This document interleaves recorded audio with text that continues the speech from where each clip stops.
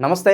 ఈరోజు మన స్టూడియోలో ప్రముఖ తంత్ర జ్యోతిష్యులు, జ్యోతిషరత్న, జ్యోతిష సామ్రాట్ చింతా రుక్మన్ గదరావు గారు మనతో ఉన్నారు. గురుగారితో మాట్లాడేద్దాం. నమస్కారం గురుగారు. మాతృదేవోభవ, పితృదేవోభవ, ఆచార్య దేవోభవ. గురుగారు, మిథున్ రాశి వారు వాళ్ళ జీవితం లేదా వాళ్ళ జాతకం ఎంత బాగోపోయినా సరే మొత్తం జీవితం అంతా ఎలాంటి పరిహారాలు, ఎలాంటి ఆలయ పరిహారాలు చేసుకోవడం ద్వారా కాస్త వాళ్ళకి మంచి జరుగుతుందంటారు? అండ్ ఎలాంటి దైవారాధనలు చేయొచ్చు, ఎలాంటి రంగులు ఎక్కువగా వాళ్ళు ప్రిఫర్ చేయాలి, మొత్తం A to Z డీటెయిల్స్ వివరించండి గురుగారు. ఈ మిథున రాశి వాళ్ళు వీళ్ళ యొక్క స్వరూప స్వభావాలు ఫస్ట్ మాట్లాడుకుందాము.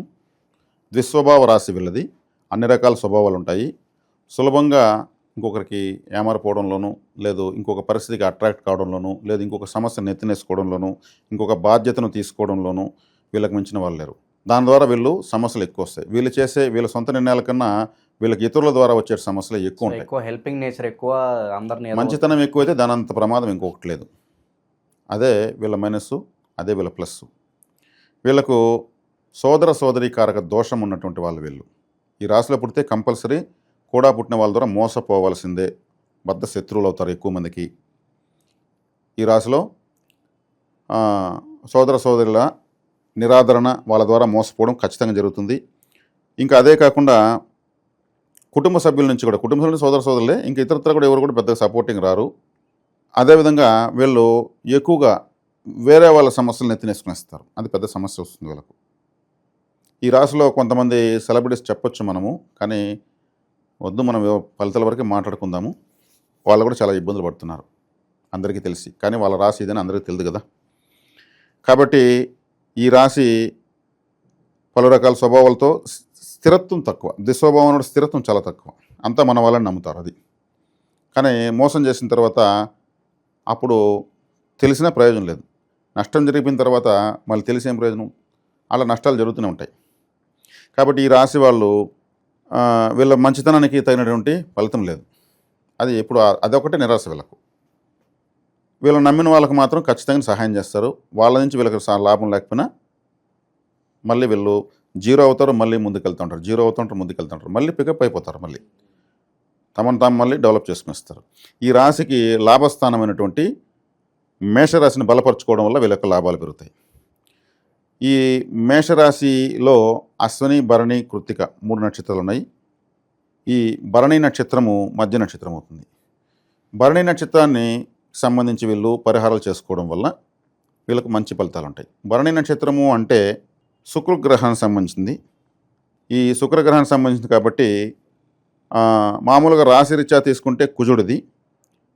వీళ్ళు మంగళవారం రోజు కుజహోరలో ఎర్రటి అరటి పండ్ల దానం చేయొచ్చు. ఈ మధ్యలో ఉన్న శుక్రగ్రహానికి సంబంధించి వీళ్ళు హల్వా, జిలేబీ, బూందీ ఇలాంటి లిక్విడ్ స్వీట్స్ కాళికాదేవి గుళ్ళో శుక్రవారం శుక్రహోరలో లేదా మంగళవారం శుక్రహోరలో దానం చేయొచ్చు. ఎందుకంటే భరణి నక్షత్రానికి కామాఖ్య కాళికాదేవి అధిదేవత. కామాఖ్య కాళికాదేవి అనేసి ఎందుకంటే భరణి నక్షత్రం అంటే యోని స్వరూపం. అందుకే కామాఖ్య కాళి అన్నాను. అందుకే భరణిలో పుట్టినవారు ధరణీలగరం. దుర్యోధన చక్రవర్తి భరణి నక్షత్రం పుట్టాడు. యమధర్మరాజు భరణిలో పుట్టాడు. కామాఖ్య కాళికాదేవి. వీళ్ళు ట్రయాంగిల్, ఒక ట్రయాంగిల్ యొక్క సింబల్ ఈ నక్షత్రానికి సింబల్ కూడా వస్తుంది. కాబట్టి కామాఖ్య కాళికాదేవి లేదా కాళికాదేవి ఆలయంలో శుక్రవారం శుక్రహోరలో లేదా మంగళవారం శుక్రహోరలో లిక్విడ్ స్వీట్స్, జిలేబీ, హల్వా, బూందీ, రసగుల్లా, ఇట్లా పాయసము లాంటి లిక్విడ్ స్వీట్స్ని వీళ్ళు దానం చేయొచ్చు. చేయడం వల్ల ఆ నక్షత్రం నుంచి వీళ్ళకు బెనిఫిట్స్ వస్తాయి, అనుగ్రహం వస్తుంది. అదేవిధంగా ఇక వీళ్ళు దేవతా పరిహారం తీసుకుంటే, ఆలయ పరిహారం తీసుకుంటే కూడా కాళికాదేవారాధనే.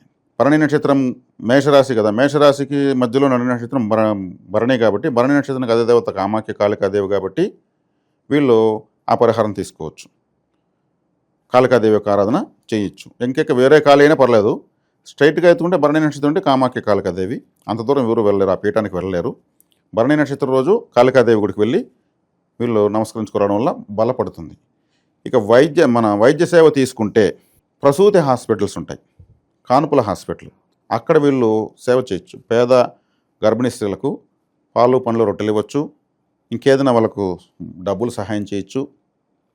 ఇటువంటివి చేయొచ్చు. ఇంకొక పరిహారం కూడా ఉంది. ఈ పరిహారం కూడా చేస్తే సరిపోతుంది. ఎవరికైనా సరే వయసు పెండ్లీడికి వచ్చినటువంటి అమ్మాయిలు అంటే మనకు మామూలుగా ఈ హాస్టల్స్లో ఉంటారు, అక్కడ శానిటైజింగ్ ప్యాడ్స్ డొనేట్ చేయొచ్చు. వార్డెన్తో మాట్లాడుకొని శానిటైజింగ్ ప్యాడ్స్ మంత్లీ వాళ్ళు సైకిల్ అవుతారు కాబట్టి అది ప్రకృతి యొక్క ధర్మం. అది ఎంతో పవిత్రంగా దేవతా సేవ చేస్తుంటే, అమ్మవారి సేవ చేస్తుంటే భావించి దాంతోపాటు ఏదైనా స్నాక్స్ కూడా ఇవ్వచ్చు. ఇది స్ట్రైట్గా భరణి నక్షత్రం యొక్క పరిహార క్రియ, తంత్ర ప్రక్రియ అంటారు దీన్ని. ఇది చాలా ప్రత్యేకంగా ఉంటుంది వినడానికి కూడా, కానీ మాత్రం చాలా శక్తివంతంగా ఉంటుంది.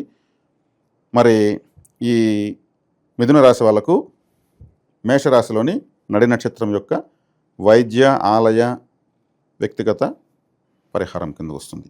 కాబట్టి ఇక 6వ నక్షత్రం వీళ్ళకు అంటే దీంట్లో మృగశిర నక్షత్రము, ఆరుద్ర నక్షత్రము, పునర్వసు నక్షత్రం, ఈ 3 నక్షత్రాలు ఉంటాయి. మృగశిర నక్షత్రానికి సాధన తార, 6వ తార అంటే సాధన తార. వీళ్ళు చేసే పనిలో సక్సెస్ కావాలి. మృగశిర అంటే ఆరుద్ర, పునర్వసు, పుష్యమి, ఆశ్లేష, మఖ. 6వ నక్షత్రం మఖా నక్షత్రం, మృగశిర నక్షత్రం. మఖా నక్షత్రం అంటే ఏంది? పితృదేవతలు, పితృ నక్షత్రము.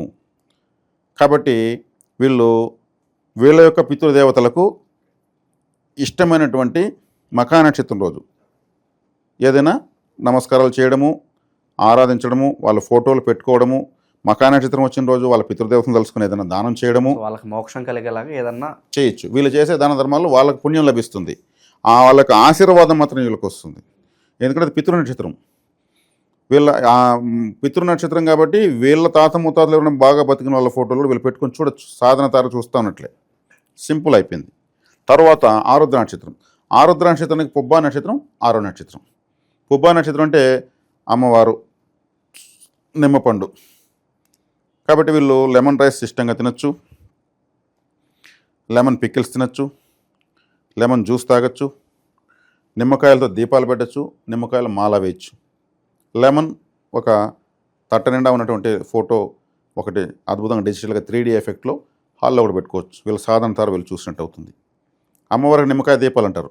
ఇంక వేరే కాయలు లేవా? ఉన్నాయి. వంకాయల్లో కూడా దీపాలు పెడతారు. చాలామంది తెలియదు ఈ విషయం. పండ్లన్నీ కూడా పండ్లల్లో మధ్యలో నూనె పోసి పెట్టేవాడు. గుమ్మడికాయలు దీపాలు పెడతారు. అవన్నీ ఇంకా చాలా వేరే సబ్జెక్టులు మారదాం. కానీ మొట్టమొదటిగా నిమ్మకాయలో దీపాలు పెడతారు. అందరికీ తెలుసు. కాయగూరలతో పరిహారాలు దీపాలు పెట్టడం, వంకాయలో కూడా పెడతారు. అది శనిగ్రహానికి సంబంధించినటువంటి దీపం అది. కాబట్టి ఈ విధమైన ఆరాధన ఆరుద్ర నక్షత్రాలు చేసుకోవచ్చు. ఇక పునర్వసు నక్షత్రం వాళ్ళకు ఉత్తరా నక్షత్రము సాధన తార అవుతుంది. ఉత్తరా నక్షత్రం పునర్వసులకు సాధన తార అయినప్పుడు అయ్యప్ప స్వామి వేయచ్చు, అర్జునుడు, భగవద్గీత లాంటి ఫోటోలు పెట్టుకోవచ్చు. అదేవిధంగా ఉత్తరా నక్షత్రానికి సంబంధించి వీళ్ళు ఆ రోజు ఏదైనా ముఖ్యమైన పని చేసుకోవచ్చు. ఏం చేసినా సాధన తార రోజు చేసుకోవడం వల్ల వీళ్ళకి మంచి ప్రారంభించే పనులు సక్సెస్ఫుల్ అయ్యి లాభాలు మనం 11వ స్థానాన్ని యాక్టివేట్ చేస్తాం. లాభము అనేది కలిగేదానికి అవకాశం ఎక్కువ ఉంటుంది.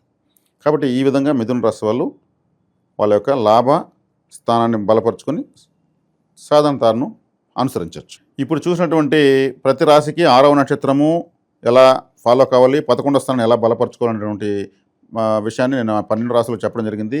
ఇది వ్యక్తిగత జాతకంలో ఈ ఫలితాలు మీకు అన్వయం కాకపోతే మీరు జాతకం చూపించుకుంటే మీకు జాతకంలో ఏ విధమైనటువంటి పరిహారాలు వస్తాయనేది జాతకం ద్వారా పరిశీలన చేసి చెప్పడం జరుగుతుంది. ఇది జాతకం లేని వాళ్ళకి మాత్రమే ఇది మీరు ఫాలో కావచ్చు. ఓవరాల్గా మిథున రాశి వాళ్ళు ఓవరాల్గా జీవిత పరిహారాలు కావచ్చు, ఆలయ పరిహారాలు కావచ్చు, ఎలా ఆచరించాలి, ఏం చేయాలి అద్భుతంగా వివరించారు. ధన్యవాదాలు.